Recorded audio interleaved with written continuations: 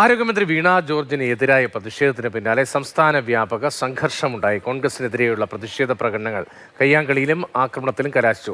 തലശ്ശേരിയിൽ കോൺഗ്രസ് ഓഫീസിന് തീയിട്ടു. കോഴിക്കോട് ജനൽ ചില്ലുകൾ അടിച്ചു തകർത്തു. പലയിടത്തും വാക്പോരുകൾ സംഘർഷത്തിലേക്ക് നയിച്ചു.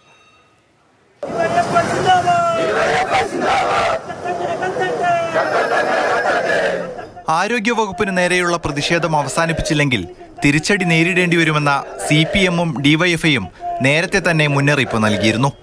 ദിവസങ്ങൾ പിന്നീട് മുമ്പിതാ കാര്യങ്ങൾ കയ്യാങ്കളിയിലേക്ക് നീങ്ങി. കോടിയേരിയിൽ കോൺഗ്രസ് മണ്ഡലം കമ്മിറ്റി ഓഫീസിന് പ്രതിഷേധക്കാർ തീയിട്ടു. തലശ്ശേരി കൊളശ്ശേരിയിൽ കോൺഗ്രസ് ഓഫീസിന് മുന്നിൽ റീത്തുവെച്ചു.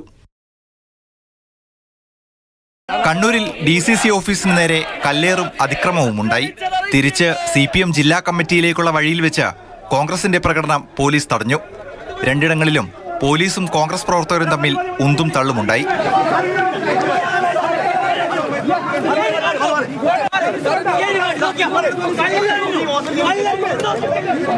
കോഴിക്കോട് കുരുവട്ടൂരിൽ കോൺഗ്രസ് ഓഫീസിന്റെ ജനൽ ചില്ലുകൾ എറിഞ്ഞു തകർത്തു. കൊടിമരം പിഴുതെറിഞ്ഞു. കോഴിക്കോട് മുക്കത്ത് DYFI നടത്തിയ പ്രതിഷേധത്തിൽ പ്രവർത്തകർ കോൺഗ്രസിന്റെ ഫ്ലക്സ് ബോർഡുകൾ നശിപ്പിച്ചു. പിന്നാലെ മുക്കമങ്ങാടിയിൽ കോൺഗ്രസും പ്രതിഷേധിച്ചു.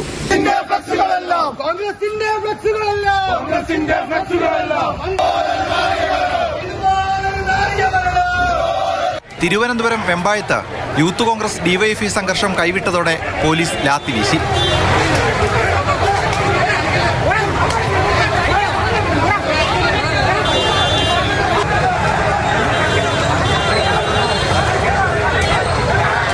നെയ്യാറ്റിൻകരയിൽ CPM കോൺഗ്രസ് പ്രവർത്തകർ തമ്മിൽ കയ്യാങ്കളിയും വാക്കേറ്റവും ഉണ്ടായി. കൊല്ലവും വ്യാപക അതിക്രമങ്ങൾക്കാണ് സാക്ഷിയായത്. SFI പ്രതിഷേധ പ്രകടനത്തിന്റെ വഴിനീളെ UDF ഫ്ലക്സുകൾ അടിച്ചു തകർത്തു.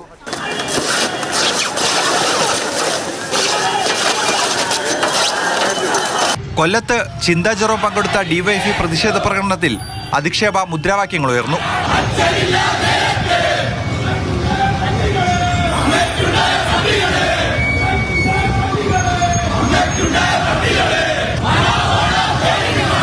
ഞാനൊരു സ്ക്രോള് കണ്ടത് അസഭ്യം പറഞ്ഞു ചിന്താ ജെറോം, അതുപോലെ തന്നെ സ്ത്രീവിരുദ്ധ പരാമർശവുമായി ചിന്താ ജെറോം എന്നുള്ളതാണ്. ജീവിതത്തിൽ ഒരിക്കലും അങ്ങനെയുള്ള ആരോപണങ്ങൾ നേരിടണം എന്ന് ആഗ്രഹിക്കുന്ന ഒരാളല്ല, അങ്ങനെയൊന്നും ചെയ്യുന്ന ആളുമല്ല.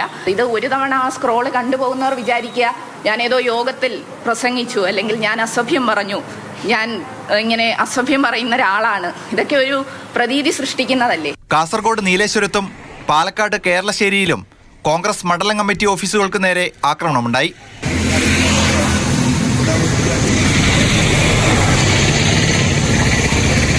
വിവിധ ബ്യൂറോകൾക്കൊപ്പം ന്യൂസ് ഡെസ്ക്, മാതൃഭൂമി ന്യൂസ്.